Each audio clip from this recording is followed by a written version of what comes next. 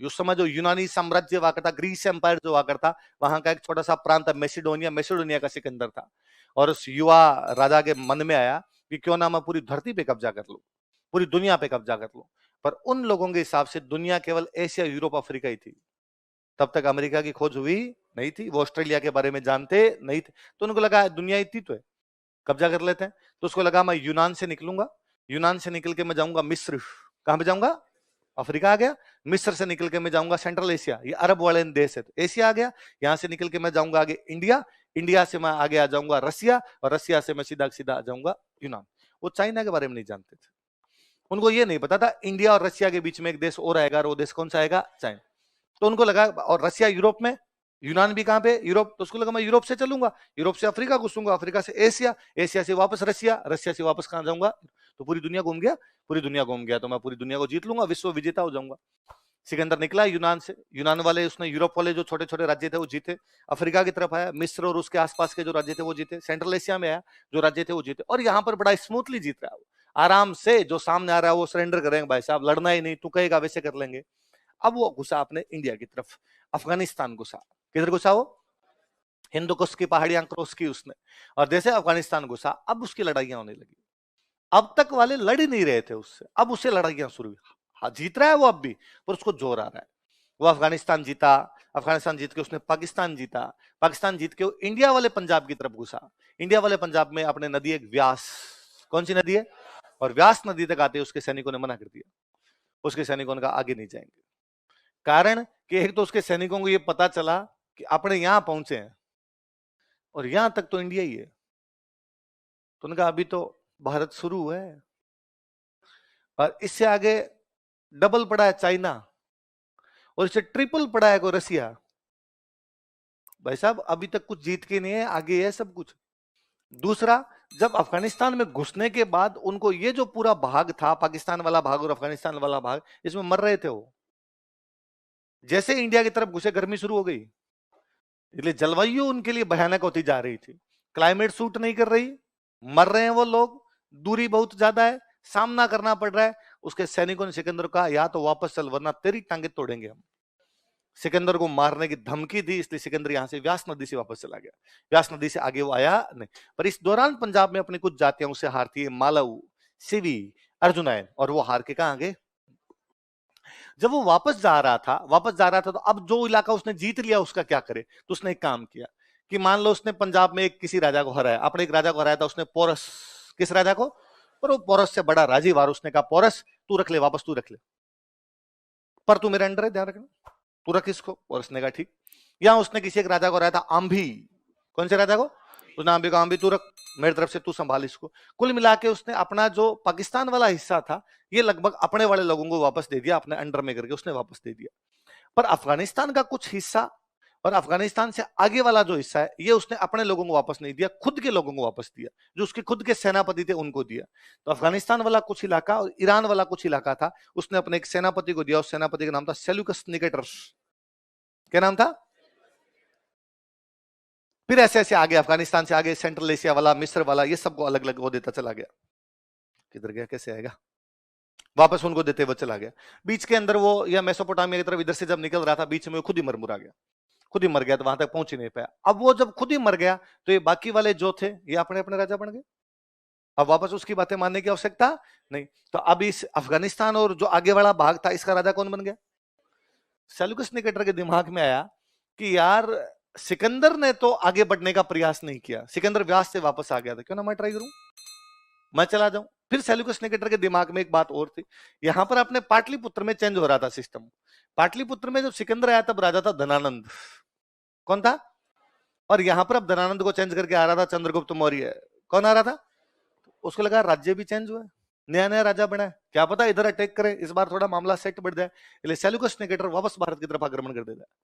Seleucus Nicator जब आक्रमण करता है, चंद्रगुप्त मौर्य जाता है, न केवल सेल्यूकस निकेटर को हराता है, हराने के बाद उसको कहता है तेरी बेटी दे, रिश्तेदारी कर अपने। तो उसकी बेटी से शादी करके आता है, हेलन। क्या नाम था? पहले विदेशी बहू लाने वाला अपना कोई बंदा है तो वो कौन है? और कहा दहेज में अफगानिस्तान चाहिए।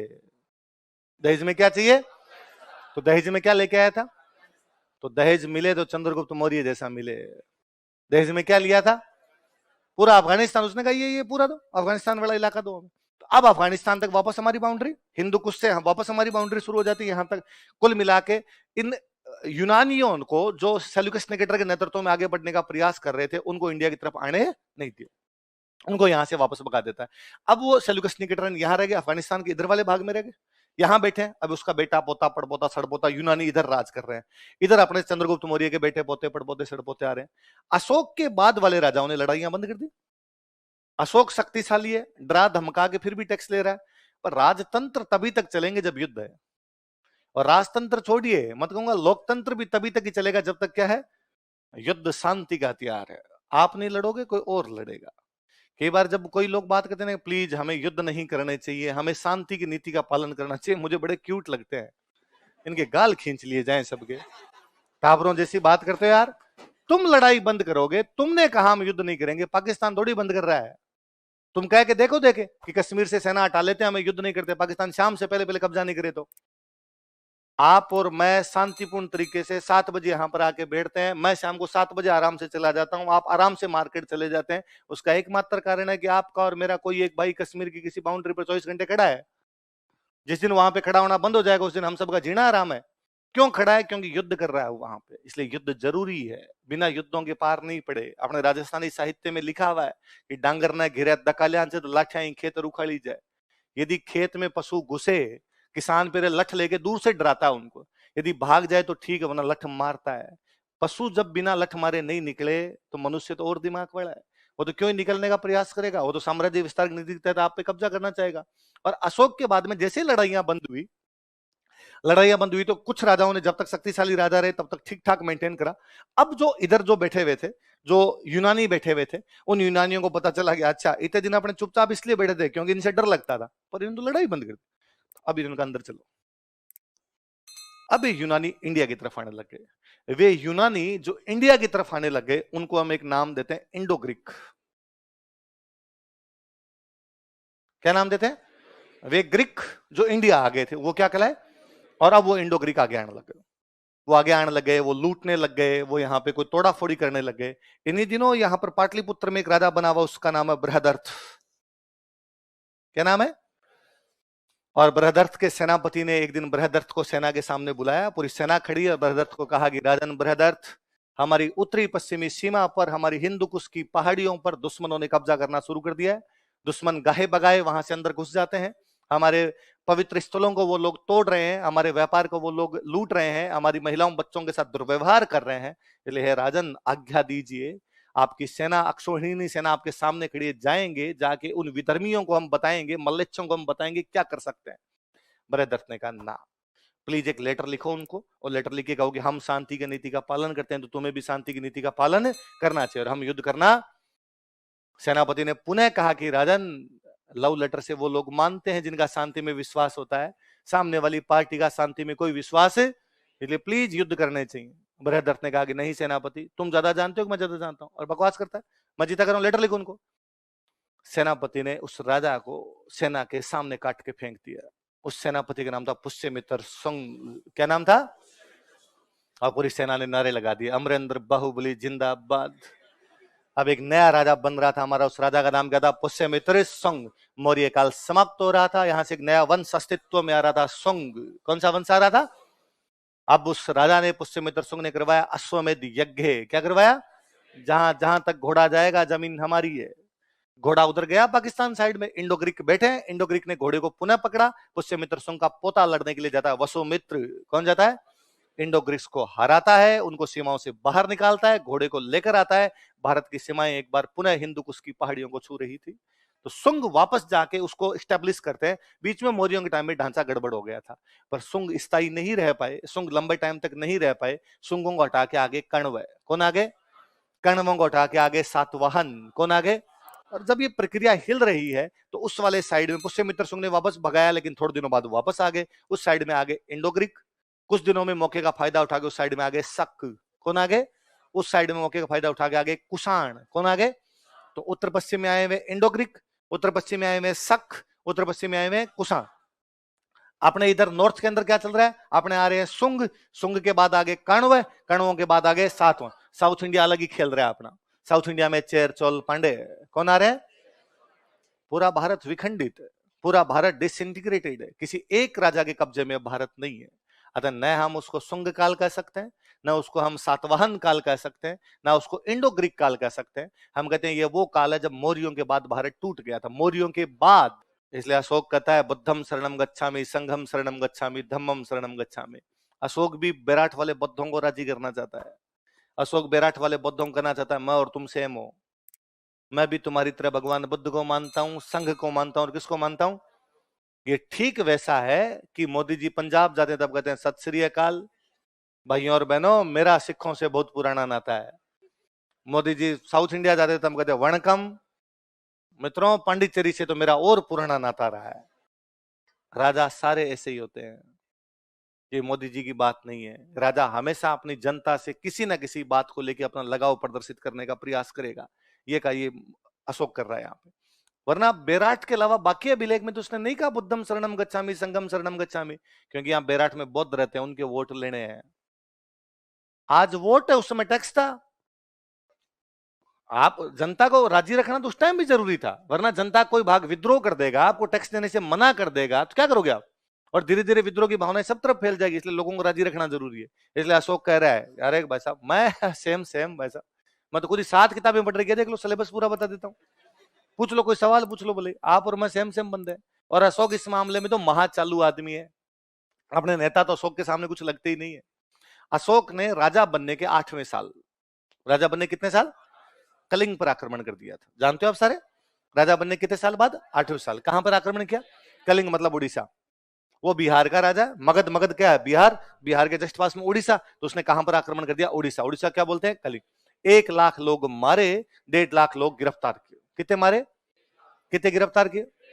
और उसके बाद उसको लगा रहे यार कितना बुरा किया, पता नहीं कितने बच्चे यतीम अनाथ हो गए होंगे, कितनी महिलाएं हैं जिनके घर का सुहाग उजड़ गया होगा, कितने माँ बाप है जिनके घर का एकमात्र सहारा चला गया होगा, कितने बच्चे हैं जिनके माँ बाप एक्सपायर हो गए होंगे इसके अंदर, और आज के बाद में कोई भी युद्ध करूंगा नहीं। और हम कहते हैं अशोक ने उसके बाद युद्ध नीति छोड़ दी और धम्म नीति अपनी, मैं धर्म के कर्तव्य के मार्ग पे चलूंगा, आज के बाद में युद्ध के मार्ग पे चलूंगा। और अशोक ने अपने अभिलेख लगवाने शुरू किए। क्या लगवाने शुरू किए? अशोक के जो बड़े अभिलेख मिले उनमें 14 पैराग्राफ है। कितने कितने पैराग्राफ है, कितने लेख लिखे हुए? 14। कितने लेख लिखे हुए? 14 लेख लिखे हुए।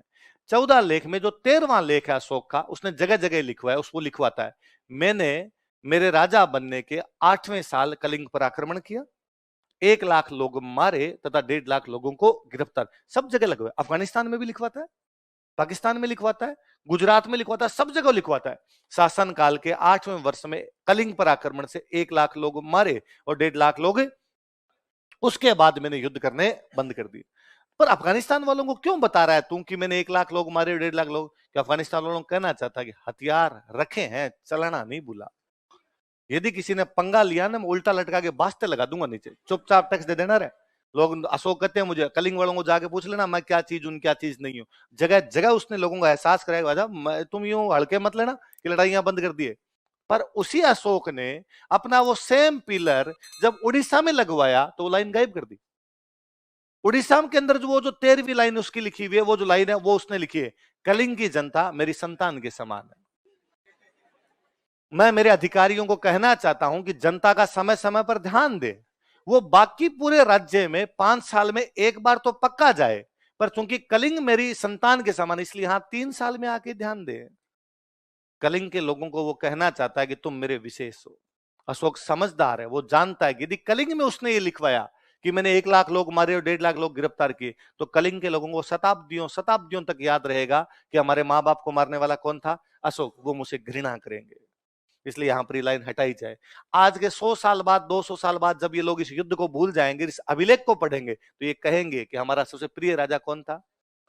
अशोक। इतना महाचालू आदमी है।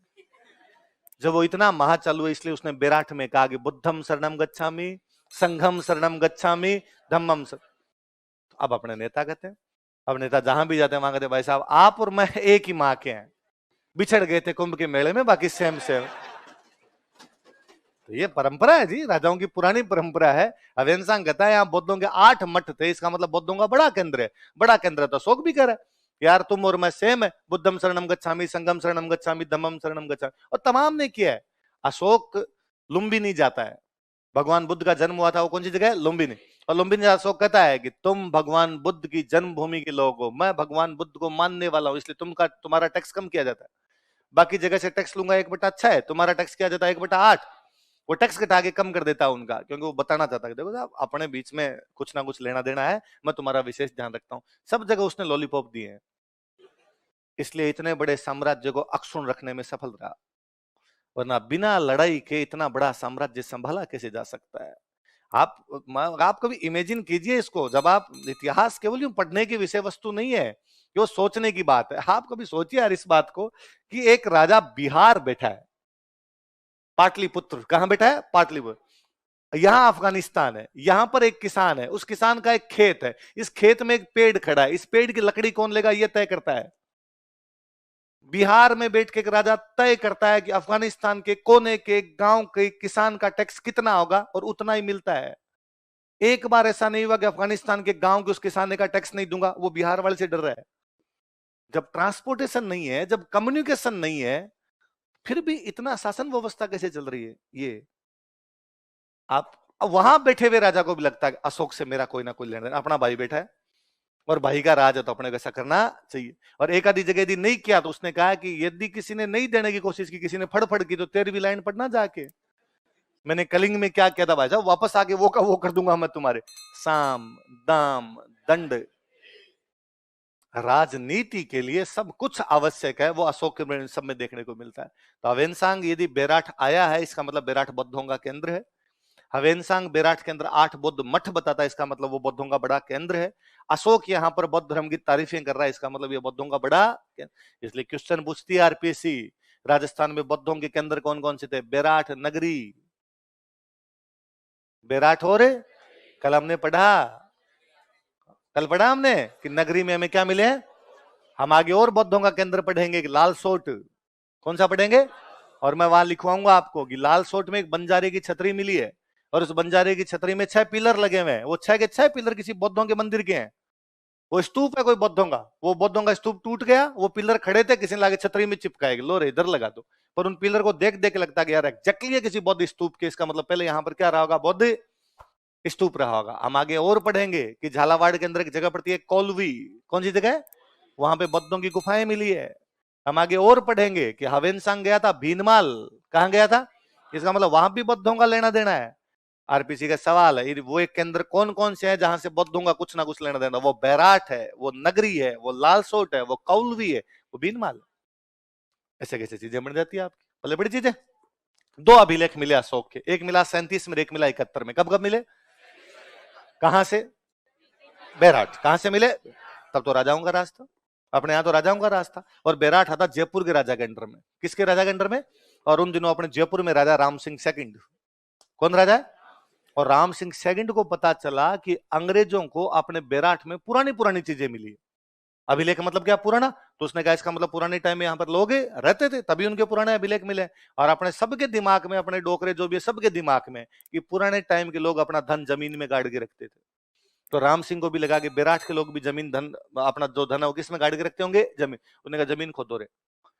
इसलिए राम सिंह सेकंड बैराठ की खुदाई करवा गया। एक तो उत्खनन बहुत ढंग से होता है, लेयर हटाई जाती है एक एक। राम सिंह ने कहा मारो फावड़े इधर उधर, कहां कहां से निकल सकता। और भाई साहब राम सिंह ने जब खुदाई करवाई तो यहां से मिली एक सोने की संदूक। क्या मिली? इतनी सी माचिस की डिबिया जी थी, सोने की संदूक। उसको जब हम खोलते हैं तो उसमें मिट्टी है। फिर अपने इतिहासकार कहते हैं, पुरातत्वविद आर्कियोलॉजिस्ट जो है वो कहते हैं कि इसमें शायद भगवान बुद्ध के अवशेष हैं। किसके अवशेष हैं? ऐसा कहते हैं कि भगवान बुद्ध जब मर गए थे, मरने के बाद जब उनको जला दिया था, उनकी जो राख थी उस राख को लेके बुद्ध लड़ पड़े, और बुद्ध ने कहा इस राख को हम घर पे लेके जाएंगे। इसलिए बाद में व्यवस्था की गई, वो राख बांटी गई।